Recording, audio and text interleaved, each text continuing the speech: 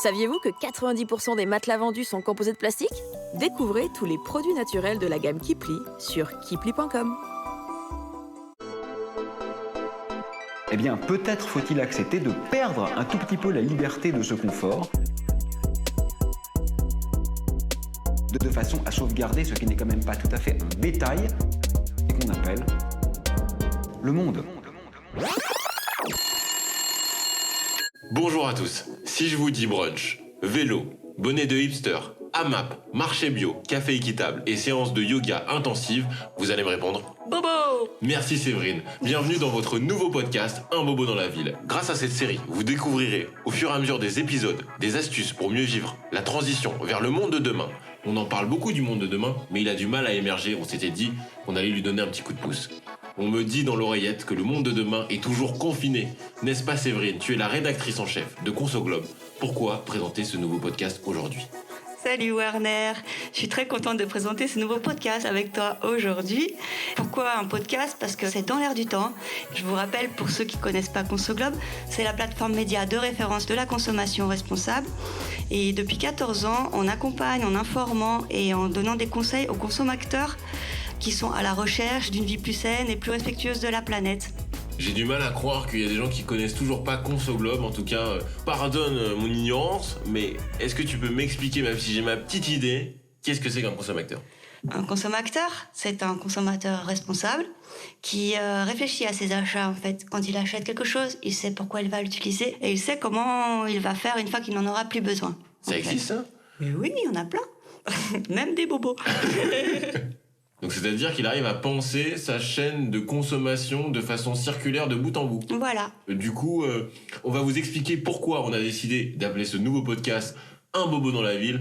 Tout simplement parce qu'on a voulu, au sein du studio CQTF, vu qu'on est un petit peu contre les clichés et les étiquettes, on a voulu déconstruire cette image du bobo, puisque du coup c'est un vrai phénomène sociologique qui s'appuie sur des études économiques, c'est-à-dire de ne pas prendre le PIB et la croissance comme un moteur absolu de nos sociétés, mais de pouvoir valoriser d'autres valeurs, comme l'indice de développement humain qui a été proposé par l'ONU il y a quelques années. On en parlera tout au long de cette série de podcasts.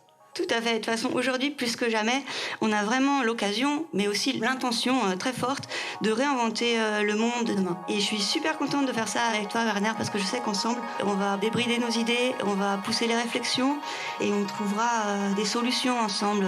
Et ces solutions, on espère que vous allez vous les approprier et les partager autour de vous et les faire évoluer pour que, voilà, on invente ensemble ce monde de demain.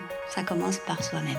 Peut-être Séverine, pour contextualiser, peut-être présenter un petit peu les choses en détail, quels sont les chiffres que tu souhaites partager avec les auditeurs ? Alors, il y avait 2 chiffres et une date que je souhaite partager avec vous aujourd'hui. Des chiffres qui montrent que tant qu'on peut consommer, plus on peut consommer, plus on va consommer, quoi, en fait. Donc, la première chose, c'était le gaspillage alimentaire. On sait tous ce que c'est. On y participe tous un peu, malgré nous. Donc, le gaspillage alimentaire, c'est quand même 1,3 milliard de tonnes de nourriture qui sont jetées à l'échelle du globe. En France, c'est 10 millions de tonnes de nourriture qui sont jetées et donc gaspillées chaque année, qui se retrouvent à la poubelle, tout bêtement. Donc toi, moi, tous les Français, en fait, ça veut dire qu'on jette 29 kilos par an. Et sur ces 29 kilos, figure-toi, Werner, qu'il y en a 7 qu'on jette encore dans leur emballage. Ah oui. Dans l'emballage Alors plastique. là, on est purement dans le gaspillage à l'état brut.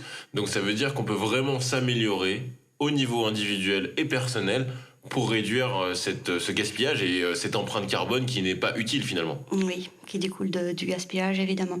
Il y a un autre gaspillage dont tu voulais nous parler. Oui, le gaspillage, voilà, comme tout bobo qui se respecte, tu aimes la fast fashion, tu aimes bien t'habiller, voilà. Donc c'est les chiffres du textile. Eh ben oui, touché, coupable. Et les textiles, donc en France, on a 600 000 tonnes de textiles qui sont mis sur le marché chaque année.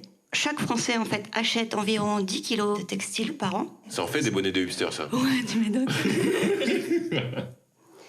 Et sur ces 10 kilos, malheureusement, il n'y en a que 2,5 qui sont recyclés. Ça veut dire qu'on produit trop par rapport à nos besoins. Voilà, ça veut dire que plus on peut consommer, plus on va consommer.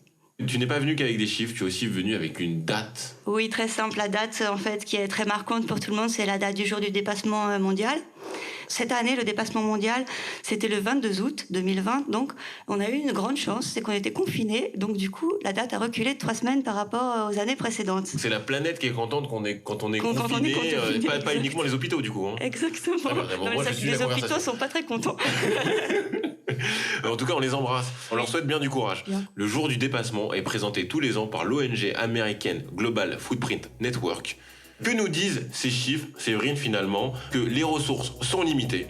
Nos façons de fonctionner aujourd'hui au XXIe siècle sont perfectibles. Ce podcast est une solution, une réponse pour vous proposer des voies d'amélioration en douceur pour que vous deveniez plus que le cliché qu'on colle à l'étiquette du bobo, mais un acteur qui construit la société de demain via des alternatives existantes, parfois nouvelles, des fois ancestrales, mais toujours efficaces. On s'en fout des étiquettes, on peut être bourgeois, on peut être bohème. Un bobo dans la ville va vous accompagner dans votre transition. Vous pourrez suivre la série de 30 podcasts qui vous accompagnera comme un coach au quotidien à tout moment de la journée. Après le boulot, quand vous en avez marre, pendant votre séance de sport, quand vous vous donnez à fond, mais surtout quand vous allez faire vos courses, c'est le meilleur moment pour écouter votre podcast Un bobo dans la ville.